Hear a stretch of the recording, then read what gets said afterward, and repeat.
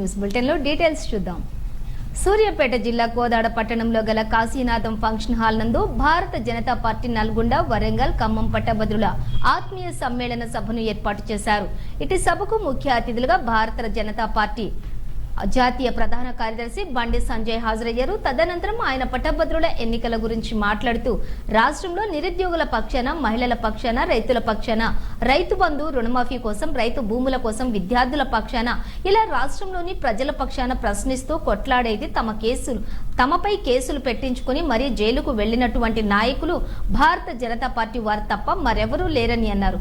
గతంలో BRS party ఆగడాలను ఎండగట్టినట్టుగా ప్రస్తుతం రాష్ట్రంలోని అధికారంలో ఉన్న కాంగ్రెస్ పార్టీ ఇచ్చినటువంటి హామీలను కూడా తూచా తప్పకుండా నెరవేర్చేలా ప్రశ్నించగల, ఎదిరించగల సామర్థ్యం ఉన్న పార్టీ బీజేపీ పార్టీనేనని, కాబట్టి పట్టభద్రులైనటువంటి వారు మేధావులు ఆలోచన చేసి సరైన నిర్ణయంతో ఈ నెల 27వ తారీఖున జరగనున్న పట్టభద్రుల ఎన్నికల్లోని భారతీయ జనతా పార్టీ ఎమ్మెల్సీ అభ్యర్థి గుజ్జాల ప్రేమేందర్ రెడ్డి యొక్క పువ్వు గుర్తుపై మొదటి ప్రాధాన్యత ఓటు వేసి 1వ నెంబర్ వేసి అత్యధిక మెజారిటీతోటి గెలిపించినట్లయితే పట్టభద్రుల స్థానంలోని విద్యార్థుల పక్షాన, నిరుద్యోగుల పక్షాన ప్రశ్నించే గళాన్ని, పోరాడే తత్వాన్ని కలిగినటువంటి బీజేపీ అభ్యర్థిని పొందుతారని వారన్నారు. 10 సంవత్సరాలు దేశ ప్రజలకు ఎటువంటి హాని జరగకుండా స్వేచ్ఛగా జీవించేలా పరిపాలించిన భారతీయ జనతా పార్టీ ప్రధానమంత్రి నరేంద్ర మోదీని ముచ్చటగా 3వసారి విజయ బరిలో నిలబెట్టాలని వారు కోరారు. ఇట్టి కార్యక్రమంలోని బొబ్బా భాగ్యరెడ్డి, సంకినేని వెంకటేశ్వరరావు, శానంపూడి సైదిరెడ్డి, పత్తిపాటి విజయ్, నూనె సులోచన,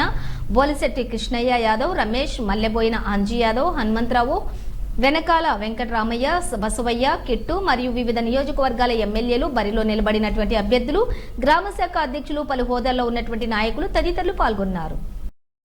ఈ ఎన్నికల్లో భారతీయ జనతా పార్టీ అభ్యర్థిగా పోటీ చేస్తున్న ప్రేమేందర్ రెడ్డి గారిని గెలిపించడానికి మేధావి వర్గం అంతా సిద్ధంగా ఉంది.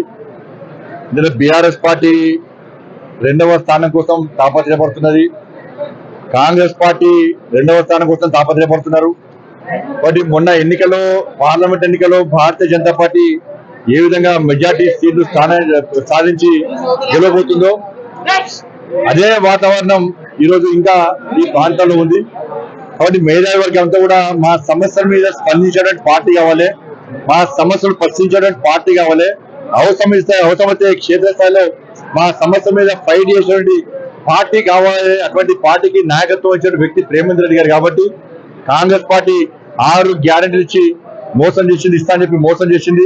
ఇలా ఉపాధ్యాయులకు పిఆర్సీ విషయంలో కానీ, ఉపాధ్యాయులకు ప్రమోషన్ విషయంలో కానీ, 317 జియో విషయంలో కానీ, ఇలా డిఎల్ విషయంలో కానీ, అడ్వకేట్ల విషయంలో కానీ, నిరుద్యోగ వృత్తి విషయంలో కానీ, ఫీజు రియంబర్స్మెంట్ విషయంలో కానీ, ఇట్లా అన్ని వర్గాల ప్రజలందరూ కూడా ఇలా మేధావి వర్గంతో ఇబ్బంది పడుతున్న తరుణంలో కాంగ్రెస్ పార్టీ, బీఆర్ఎస్ పార్టీ ఏ విధంగా మోసం చేసిందో కాంగ్రెస్ పార్టీ కూడా అదే విధంగా మోసం చేసింది. కాబట్టి మేము ఎట్టి బస్సులో కాంగ్రెస్ పార్టీ మీద వ్యతిరేకత ఉందని, బీఆర్ఎస్ పార్టీ మీద వ్యతిరేకత ఉందని, మా కోసం కొట్టాడేటువంటి వ్యక్తి కావాలి, అటువంటి పార్టీకి ఓటేస్తామని చెప్పి ప్రేమేందర్ రెడ్డి గారిని భారీ మెజార్టీతో గెలిపించడానికి ఓటర్స్ అంతా సిద్ధంగా ఉన్నారు. తప్పకుండా భారీ మెజార్టీతో గెలబోతున్నారు.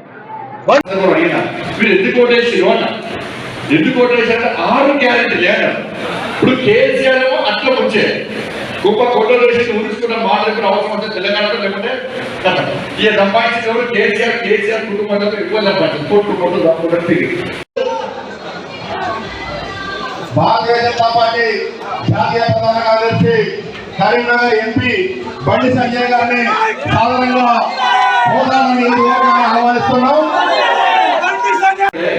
పార్లమెంట్ ఎన్నికల్లో టీఆర్ఎస్ పార్టీ 3వ ప్లేస్, కాంగ్రెస్ పార్టీ 2వ ప్లేస్, బీఆర్ఎస్ పార్టీ 3వ ప్లేస్. అయితే ఈ ఎమ్మెల్సీ ఎన్నికల్లో 2వ ప్లేస్ అని రాకుంటే పనిచేసిన రాకేష్ రెడ్డి కళ్యాణతో కలిసి తిరిగి కళ్యాణతో ఉండిపోయిన రాకేష్ రెడ్డి ఆయన ఎట్లా మారిందో ఏం మారిందో ఈ నెల 27వ తారీఖున జరిగినటువంటి ఎమ్మెల్సీ ఎన్నికల్లో భారతీయ జనతా పార్టీ అభ్యర్థిగా పోటీ చేస్తున్న ప్రేమేందర్ రెడ్డి గారి ఎన్నికల ప్రచారంలో భాగంగా కోదాడ రావడం జరిగింది.